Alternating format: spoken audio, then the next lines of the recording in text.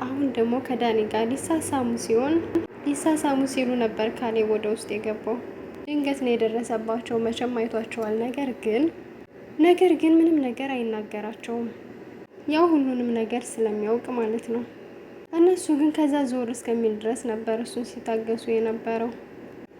ለዛም ነው ካሌብ ስልክ ረሳው ብሎ ስልኩን ውስጥ አስቀምጦ ተመልሶ የገባው። ያው ድንጋጤው ግን ሽማግሌው መጥቶ ቆሞ እንዳዩት አይሆንም። ያው ቲና ሽማግሌው ቆሞ ስታየው እራሷን ነበር የሳተችው። ራሷን የሳተችበትን ምክንያት ሽማግሌው ሁሉንም ነገር ያውቃል ወይም ያስታውሳል ብላ ፈርታ ስለነበረ ነው። እስከ ዛሬ ድረስ ስናደርግ የነበረው ነገር እና እየሆነ ያለውን ነገር በሙሉ ያስታውሳል ማለት ነው ብላ ፈርታ ስለነበረ ቲና ራሷን ሳተች። ዳኒ ደግሞ ምንም ነገር አልተናገረም ነበረ። በድንጋጤ እዛው ነበር ደርቆ የቀረው። ቲና ግን ወደ መኝታ ክላስ ሄዳ ካሌብ ትንሽም ቢሆን አረጋጋት። ካረጋጋትም በኋላ ወደ ሳሎን ሊመልሳት ሲፈልግ በቁጣ አይ እኔ አልሄድም አይሆንም አለች። እዚሁ ልቀመጥ ትተኸኛት ትሄድ አለችው። በስተመጨረሻም ግን ሽማግሌው ምን ሊያደርግ እንዳሰበ ባናውቅም ነገሮችን ሁላ እንደረሳና ምንም ነገር እንደማያስታውስ እየነገራቸው እናያለን። ቲናም ይሄንን እንደ መልካም ነገር ወሰደችውና ሽማግሌው ምንም ነገር አያስታውስም፣ ሽማግሌው ምንም ነገር አለማስታወሱ ለኛ በጣም ጥሩ ነው ብላ ቲና ደስተኛ ሆናለች ማለት ነው። እሷ እንደውም ብዙ ነገር ስታደርግ የነበረው ከአሁን በፊት ሽማግሌውን ለመግደል ያደረገቻቸውን እያንዳንዱን ነገሮች በትራስ ስታፍነውም ነበረ። ለመግደል በጣም ብዙ ነገር አድርጋለች። መድኃኒት እንዳበላችሁ፣ ዊልቸር ላይ ሆኖ እንዳሰቃየችው፣ ብቻ የተለያዩ ብዙ ነገሮችን ያስታውሳል ብላ አስባ ስለነበረ በጣም ፈርታ ነበረ። ነገር ግን ሽማግሌው አለማስታወሳቸውን ስታውቅ ቲና በጣም ደስተኛ ሆነች። ዊልቸር ላይ ሆኖ እንዲቀር በመድኃኒት እሷ እንዳደረገችው ስለነገረችውም በጣም ፈርታ ነበር፣ እሱን የሚያስታውስ ስለመሰለ። ምክንያቱም በእሷ ምክንያት ነበር እንደዛ የሆኑት። ትሁትንም ራሱ መግደል እንደምትፈልግና የተለያዩ ሙከራዎችን እንዳደረገች ፊት ለፊቱ ቆማ ነበረ ስትነግረው የነበረው። ምክንያቱም አይድንም፣ አይነሳም፣ አይንቀሳቀስም ብላ ስለምታስብ ማለት ነው ቲና። ይሄን ሁላ ስለምታውቅ ቲና አሁን ቆሞ ስታየው ሽማግሌውን ይሄን ሁላ ነገር ካስታወሰ ደህና ከሆነና ቆሞ መራመድ ከጀመረ በቃ አለቀልን። ለዛም ነበረ ራሷን እስከምትስት ድረስ ቲና በድንጋጤ ደርቃ የቀረችው ማለት ነው። አሁን ደግሞ ሽማግሌው ምን እንዳሰቡ ባይታወቅም የሽማግሌው አለማስታወስ ለቲና የደስታ ቀን አድርጎላታል። አሁን ቲና ደስተኛ ሆና ከዳኒ ጋር ሌላ አዲስ እቅድ እያቀደች ነው።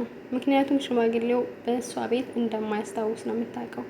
ሽማግሌው ስለማያስታውስ አንዳንድ ነገሮችን የግላችን እናደርጋለን፣ አንዳንድ ፊርማዎችንም ፈርመን ንብረቱን የግሌ አደርጋለሁ እያለች ቲና ሌላ አዲስ እቅድ እያቀደች እናያታለን። ያው ካሌብ አሁን ፊልድ ሊሄድ ስለሆነ ሽማግሌው ማስታወስ ስለማይችል ቲና ይሄንን ነው እያሰበች ያለችው። ዳኒ ደግሞ እዚህ ጋር አትቸኩይ እያላት ነው። እሱ በሚያደርገው ነገር በጣም እየተንሳቀቀ ነው። ሽማግሌው አላስታውስም ምንም ነገር ቢለው ራሱ ዳኒ ደግሞ ውስጡ ሰላም አልተሰማውም። ወይም ምንም እንደ በፊቱ ዳኒ ነፃ ሆኖ የሚፈልጋቸውን ነገሮች ሊያደርግ አልቻለም። በጣም ይንሳቀቃል ማለት ነው። ሽማግሌውን ባየ ቁጥር ይደነግጣል። ከአሁን በፊት ሽማግሌው ላይ እያንዳንዱ ያደረገውን ነገር ከቲና ጋር ሽማግሌው የሚያስታውስ ስለሚመስለው ዳኒም ባገኘው አጋጣሚ ሽማግሌው በጣም ይፈራልና ይደነግጣል። ሽማግሌውን በሙሉ አይኑ ራሱ ደፍሮ ሊያየው አልቻለም። በጣም ይንሳቀቃል ባየው ቁጥር። እሱ ከዛ ቤት መውጣት ሁላ ይፈልጋል። ነገር ግን ቲና ትንሽ ታገስ፣ ሁሉም ነገር ይስተካከላል፣ ሀብቱንም በእጃችን እናስገባለን ትለዋለች። ቢሆንም ግን እሱ ደስተኛ አይደለም። እንደዛ ብትለውም ኧረ እባክሽ አንቺ እኮ እዚህ ቤት ብትገቢም ብትቆይም ሚስቱ ስለነበርሽ ችግር የለውም፣ እኔ ግን ዘመድ ብዬ ነው የገባው፣ ስለዚህ በጣም ብዙ ቆየው ይላታል። እኔ ምን ቤት ነኝ ምን ቦጣይ የማይሆን ችግር ውስጥ ነው ያስገባሽ፣ የተንሳቀኩ እኮ ይላታል። ቲናም እምን ጉድ ገባሁ አትበል፣ ሀብት ማማ ላይ ነው የገባሁ ትለዋለች። እሷ ደግሞ ያሰበችው አሁን ላይ ካሌብ ፊልድ ይሄዳል፣ ሽማግሌውም ምንም ነገር ማስታወስ ስለማይችል የምንፈልገውን ነገር በነፃነት ለማድረግ ይመቸናል ብላ ስለምታስብ ሌላ አዳዲስ እቅዶችን እያቀደች ነው። ቢሆንም ግን ዳኒ ውስጡ ሰላም ሊሰማው አልቻለም፣ ወይም ደስተኛ አይደለም። ቲና ደግሞ ከሁሉም ደስተኛ ያደረጋት ሽማግሌው ሁሉንም ነገር አለማስታወሱ፣ ስምሽ ማን ነው ሁላ ብሎ ሲጠይቃት ጭራሽ ስሜንም አያውቀውም ብላ ስላሰበሽ ይበልጥ ደስተኛ አድርጓታል።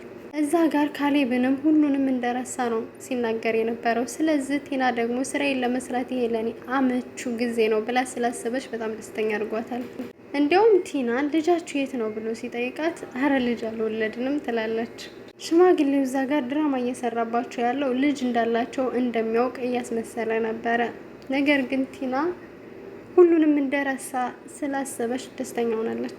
ሽማግሌውም ምንም ንብረት እንደሌለውና ቲና እንደተንከባከበችው ለሷም ደግሞ ካሌብ ብር ከሰጠው የሆነ ስጦታ እንደሚሰጣት ይነግራታል። ምንም ንብረት እንደማያውቅ እንደሌለው እንደሚያውቅ ስታክ ቲና ይሄ ለሷ በጣም አሪፉ ነገር እንደሆነላት እያሰበች ነበረ። እናስፈርማለን ያሉትን ንብረቶች ወደ ራሳቸው ለማዞር ስለሚያመቻት ቲና በጣም ደስተኛ ሆና ነበር።